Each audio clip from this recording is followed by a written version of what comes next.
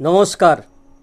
আজ 15ই মার্চ প্রবাদ প্রতিম কাব্যকার অন্নদাশঙ্কর রায়ের 117তম জন্মদিন। এই উপলক্ষে ইউটিউবের সাহিত্যের নবদিগন্ত চ্যানেলে আলোচ্য বিষয় সরার প্রবাদ প্রতিম কাব্যকার অন্নদাশঙ্কর রায়। গ্রন্থনায় রবীন্দ্র কুমার চক্রবর্তী। সুপ্রাচীন এই মনুষ্য সমাজে বিচিত্র সব মানুষের আনাগোনা চিরন্তন। তারই মাঝে সমাজে এমন মানুষের পরিচয় মেলে যাদের অবদান মানুষ শ্রদ্ধা অবনত চিত্তে দীর্ঘকাল স্মরণ করে। সমাজের সভ্যতার দীপশিখাকে উজ্জ্বলতর করতে, সমাজের কল্যাণময় ভাবাদর্শকে বিকশিত করার লক্ষ্যে যাদের ত্যাগ, তিতিক্ষা, শ্রম, অধ্যবসায় সমাজকে কম বেশি আলোড়িত করে, অনুরণিত করে, তারা মানুষের হৃদয়ের জাগরুক থাকে। কালের করাল গ্রাসে তাদের জীবনদীপ নির্বাপিত হলেও তারা মৃত্যুঞ্জয়ী। এই জাতীয় প্রতিভাবান সৃষ্টিকার ছিলেন কবি অন্নদাশঙ্কর রায়। জীবনকালে তিনি ছিলেন কিংবদন্তি। প্রথম লেখার ধারাবাহিকতা প্রকাশ করে কালেই বাঙালি পাঠক তাকে অভিনন্দিত করেছিল। প্রখর মেধা আর প্রসারিত পাণ্ডিত্যের কথা এসে যেত তার নাম উচ্চারিত হলে। দেশভাগ ও নজরুলকে নিয়ে প্রবাদ প্রতিম পংক্তিমালার তিনি জনক। এই পংক্তিগুচ্ছ যা আবহমান কাল ধরে উচ্চারিত হবে বাংলার ঘরে ঘরে, সেই সঙ্গে তার ব্যক্তিত্বে মাথা না নোয়ানো ঋজুতার সঙ্গে প্রসন্ন সৌরভের সম্মিলন, সব মিলিয়ে প্রবাদ বলয়েরই অবিস্মরণীয় মানুষ তিনি। আর আজ তিনি ইতিহাসের অধ্যায়, বাংলা ও বাঙালির সাংস্কৃতিক ইতিহাস, সুচেতনার ইতিহাসের অনন্য এক অধ্যায়। অন্নদাশঙ্কর রায় তার সুদীর্ঘ জীবনে সাহিত্য, সংস্কৃতি, কৃষ্টি এবং সার্বিক মানবিক মূল্যবোধের চর্চায় নিমগ্ন থেকেছেন। বহু বিস্মিত সুদূর প্রসারী সৃষ্টিশীলতার প্রবাহ সৃষ্টি করেছেন। একমাত্র নাটক ছাড়া কবিতা, ছড়া, ছোট গল্প, উপন্যাস আর সেই সাথে শিশুতত্ত্ব, নন্দন ভাবনা, সমাজ ভাবনা, ইতিহাস, সব সময়ের সমাজ সংসারে চলমান মানবধারার মর্যাদা রক্ষা, অনেক অন্যায়, অসাম্য, অসামঞ্জস্য, অন্তঃসারশূন্যতা এবং অবিচারের ক্ষেত্রে বিচারের বাণী, প্রার্থনামূলক বিচিত্র প্রবন্ধ, ভ্রমণকথা ইত্যাদি বহুধা বিস্তৃত শাখা প্রশাখায় তার সৃষ্টিশীলতা প্রসারিত হয়েছিল। এই মহান স্রষ্টার নামের সাথে তার ভ্রমণ সাহিত্য, পথে প্রবাসে, আত্মজৈবনিক লেখা, বিনুর বই, প্রবন্ধ, তারুণ্য, জীবনকাঠি, কবিতা সংকলন, রাখির একটি বসন্ত, কালের শাসন, উপন্যাস সত্যাসত্য নামে 5 পর্ব, রত্ন ও শ্রীমতী 2 খণ্ড, এ পথদর্শী 4 খণ্ডে, মনপবন, যৌবনজ্বালা, কামিনী কাঞ্চন, রূপে দায়ে গল্প সমগ্র ইত্যাদি রক্তের সম্পর্কে মিশে আছে, যা বাংলা সাহিত্য সংস্কৃতির জাগ্রতমনা পাঠক সমাজে কোনো দিনই ভুলতে পারবে না। অন্নদাশঙ্করের উল্লেখিত সব রকমের দীর্ঘজীবী লেখালেখির স্মরণযোগ্য নানা দিকের মধ্যে তার ছড়া বিশেষ মাত্রা নিয়ে সময় পরস্পরা ধরে বেঁচে আছে ও থাকবে চিরকাল। অজস্র ছড়া আপন মহিমায় আমাদের দৈনন্দিন জীবনে প্রবাদ, প্রবচন এবং কিংবদন্তির মতো সময় সংসার সমাজের সাথে জড়িয়ে আছে। শহুরে মানুষের গণ্ডি ছাড়িয়ে কোনো কোনো পংক্তি মফস্বল এবং প্রত্যন্ত গ্রামাঞ্চল পর্যন্ত বিস্তৃত পেয়েছে। নিজের ছড়ার জগৎ সম্পর্কে লেখকের ভাষায়, যারা আমাকে খাইয়ে পরিয়ে আয়াসে আরামে বাঁচিয়ে রেখেছে, তাদের শ্রমের ঋণ আমি শোধ করব কী উপায়ে? কাব্য উপন্যাসে বা প্রবন্ধে এ ঋণ আমি শোধ করতে পারিনি, পারবও না। কোনো মতেই সেসব রচনা সহজবোধ্য হবে না। সহজবোধ্য করতে গেলে দুধের সঙ্গে জল মেশাতে হবে। সেটা আমার নীতি নয়। তাহলে আমি কি করব? আমি মনস্থির করে এই সিদ্ধান্তে উপনীত হই যে আমি ছড়া লিখব। কিন্তু আমি লিখতে পারবো কি? না, করতে করতে একদিন লিখেই ফেলি। তারপর থেকেই লিখে এসেছি। অন্নদাশঙ্কর মহাশয় নিজের সাক্ষী অনুযায়ী রবীন্দ্রনাথই তাকে ছড়া লিখতে অনুপ্রাণিত করেছিল। উর্কি ধানের মুড়ি,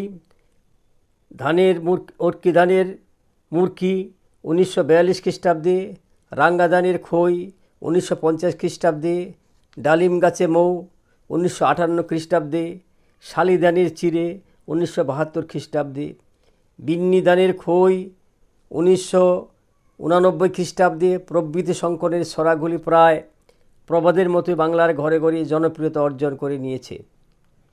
ছড়ার কাব্যগ্রন্থ উর্কিদানের মূর্খি 1942 খ্রিস্টাব্দের এই ছড়া গ্রন্থের ছড়াগুলি লিখেছেন বুদ্ধদেব বসুর অনুরোধে। কবিতা ভবনের উদ্যোগে এক পয়সার একটি গ্রন্থমালার অন্তর্ভুক্ত বই করার প্রস্তাবে তিনি জানিয়েছেন, তখন ছড়া পড়তুম। ইংরেজি, ক্রিলেহিও, লিরেমিক, রুথলেস, রাইম, ব্যালাড ছড়া লিখতুম না। বুদ্ধদেববাবুর তাগিদে হঠাৎ কিছু ছড়া তৈরি হয়ে গেল, কিন্তু এসব ছড়া ছোটদের জন্য লেখা নয়, বড়দের জন্য লেখা। অবশ্য একথা ঠিক, এর পূর্বে ছড়ার মতো করে অনেকগুলো রচনা লিখেছিলেন। লন্ডন ফগ, লন্ডনের শীত, লন্ডনের গ্রীষ্ম, ওই পোকার গান। তার মতে এগুলো যখন লিখেছি তখনও ছড়া লিখব এমন অভিলাষ আমার হয়নি। অনেকটা পদ্মের মতো করেই এগুলো লেখা। ছড়া লিখব পরিষ্কারভাবে এই সিদ্ধান্ত নিয়ে পড়ে। উর্কিদানের মুরকির 1 বছর পরে বেরিয়েছিল নতুন রাধা 1943 খ্রিস্টাব্দে। সেটি অবশ্য পূর্বোক্ত কাব্যগ্রন্থগুলির সংকলন, সঙ্গে আরও কিছু কবিতা। রাঙ্গাদানের খই থেকে রাঙ্গা সওয়ার যথাক্রমে 1950 থেকে 2002 খ্রিস্টাব্দে প্রকাশিত, কিন্তু এই 52 বৎসরের শ্রেষ্ঠ কবিতা 1986 খ্রিস্টাব্দে ও ছড়া সমগ্র 1985 খ্রিস্টাব্দে সংকলন দুটি বাদ দিলে আর সব কটি ছড়ার বই, এবং সেগুলির সংখ্যা 13। 1937 খ্রিস্টাব্দে অন্নদাশঙ্কর রাজশাহীর জেলাশাসক থাকাকালীন হঠাৎ একদিন টেলিগ্রাম আসে। রবীন্দ্রনাথ তার নাটোর যাত্রা অন্নদাশঙ্করের উপস্থিতি এবং সঙ্গ চেয়েছেন। রবীন্দ্রনাথের নিকটতম সান্নিধ্যে এসেছিলেন তিনি। রবীন্দ্রনাথ প্রসঙ্গে তার দৃষ্টিভঙ্গি মুক্তি বুদ্ধির দৃষ্টিভঙ্গি। রবীন্দ্রনাথের মানবতাকেই ধ্রুবপদ মেনেছিলেন অন্নদাশঙ্কর। মানবের উপর রবীন্দ্রনাথের বিশ্বাসের আশ্চর্য সপ্রমাণ ও উদ্দীপক ব্যাখ্যা দিয়েছিলেন তিনি। তিনি লিখেছেন, রবীন্দ্রনাথের ছিল মানুষের উপর অসীম ও অনন্ত বিশ্বাস। শেষ পর্যন্ত সেই বিশ্বাসে মানুষকে বাঁচাবে। মানুষের উপর বিশ্বাস হারানো মানে আপনার উপর বিশ্বাস হারানো। শেষ মুহূর্ত পর্যন্ত এই বিশ্বাস বাঁচিয়ে রাখতে হবে। সাহিত্যিক হিসাবে রবীন্দ্রনাথের কাছ থেকে তিনি গ্রহণ করেছিলেন সৌন্দর্যের প্রতি আকর্ষণ। সৃষ্টিকেই তিনি নিজের প্রধান কাজ বলে গণ্য করেছিলেন। তিনি লিখেছেন, যদিও আমার প্রধান কাজ সৃষ্টি করি আর একটুর পর একটু মুক্ত হই, তবুও আমাকে কখনো কখনো সৃষ্টির কাজে সরিয়ে রেখে দেশের ও কালের ভাবনায় ভাগ নিতেও দিতে হয়, নইলে আমি হব পলায়নবাদী। ছড়াকার অন্নদাশঙ্করের একধারে ছোটদের ও বড়দের জন্য ছড়া লিখেছেন। তার সব ধরনের ছড়ার মধ্যেই সমাজ পংক্তি 100 বড়দের জন্য ছড়ার মজার মধ্যে যথেষ্ট বাধা এবং সত্য উচ্চারণের বাকি নিয়েছিলেন। তার ছোটদের জন্য লেখা বইয়ের সংখ্যা মোট 8টি, যথাক্রমে আতা গাছে তোতা পাখি 2, রাঙ্গাদানের খই 3, হই রে বাবুক হই 4, ডালিম গাছের মৌ 5, রাঙ্গা মাথা চিরুনি 6, খেয়াল খুশির ছড়া 7, দোল দোল দুলনি 8, 7 বাই চম্পা প্রথম ভাগ। আর বড়দের জন্য লেখা ছড়ার বই 1, উর্কিদানের মূর্খি 2, শালিধানের চিড়ে 3, 7 বাই চম্পা দ্বিতীয় ভাগ 4, জাদু এত বড় রঙ্গ 5 রাঙ্গা ঘোড়ার সওয়ার ইত্যাদি সব মিলিয়ে 500-এর মতো ছড়া আছে। সংখ্যার দিক থেকে নয়, গণনার বৈশিষ্ট্য অনন্য। অন্য সংখ্যার ছড়ার বিষয় আঙ্গিকে তার নিজস্বতা বিশেষভাবে ধরা আছে, যা অন্য ছড়াকারের মতো নয়। তার অতি বিখ্যাত ছড়ার একটি কাঁদনী, মশায় দেশান্তরী করল আমায় কেশনগরের মশায়। মামা স্কুলেতে থাকেন, পলাশির সে লড়াই যদি কেশনগরে ঘটত, কেশনগরের মশার ঠেলায় ক্লাইভ সেদিন হরত। 1947 খ্রিস্টাব্দের দ্বিজাতি তত্ত্বের ভিত্তিতে দেশভাগ, বিশেষত বাংলা ভাগের প্রেক্ষিতে তীব্র ক্ষোভ নিতান্ত লঘু চালে প্রকাশ করেছেন। তেলের শিশি ভাঙল বলে খুকুর পরে রাগ করো, তোমরা যে সব বুড়ু খোকা বাংলা ব্যঙ্গে ভাগ করো। খুকু খোকা নামের এই ছড়ায় আদ্যপ্রান্ত কণ্ঠস্থ নেই এমন ছেলে বুড়ো বাংলা ভাষার আছে কিনা জানি না।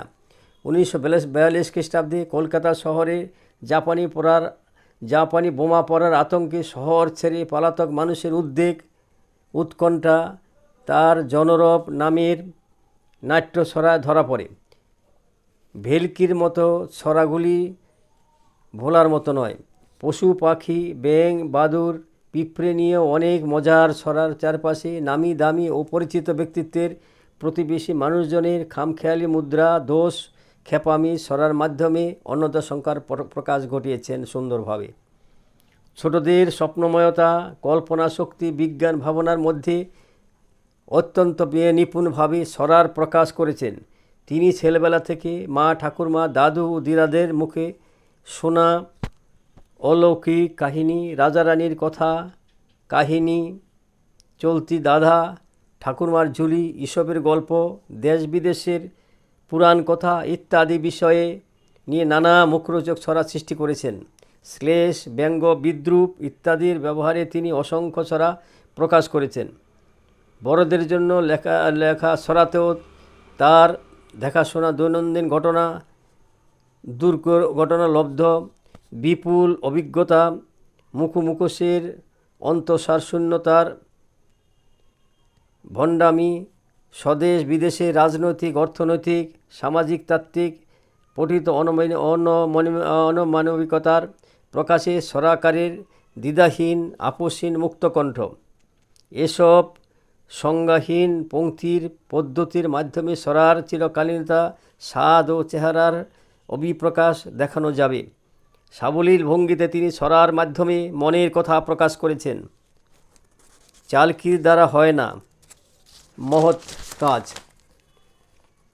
মেশাতে চেতনা, রাজনীতি, ধর্ম, ভোটের যুদ্ধে জিতলে তুমি মসনদ দেখাবে, সেখানে ফাঁকি দিয়ে বসা কি আপদ?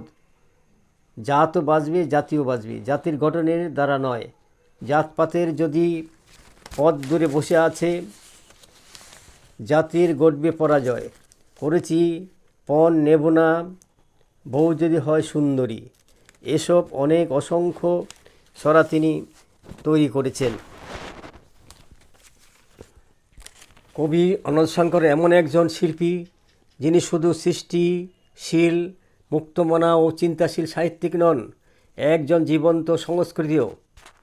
অনন্তশঙ্কর বেঁচে থাকবেন তার কর্মে ও সৃজনে। কর্মসৃজনের এমন সেতুবন্ধন ঘটাতে পারে যে জীবন, সেই জীবন সারা দেশের সর্বকালের সম্পদ। বন্ধুগণ, এখানেই আমার আলোচ্য বিষয় শেষ হলো।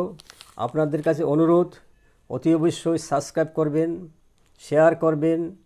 এই অনুরোধ দেখে আমার আজকের আলোচ্য বিষয় শেষ হলো। সুস্বাগতম।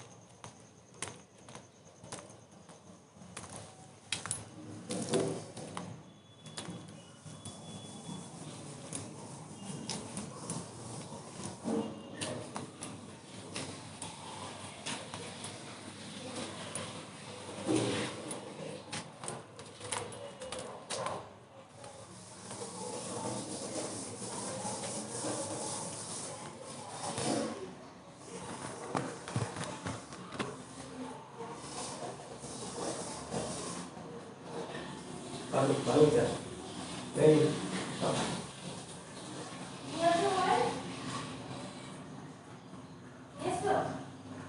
হ্যাঁ কি হয়েছে? শানু কেটে দেবে।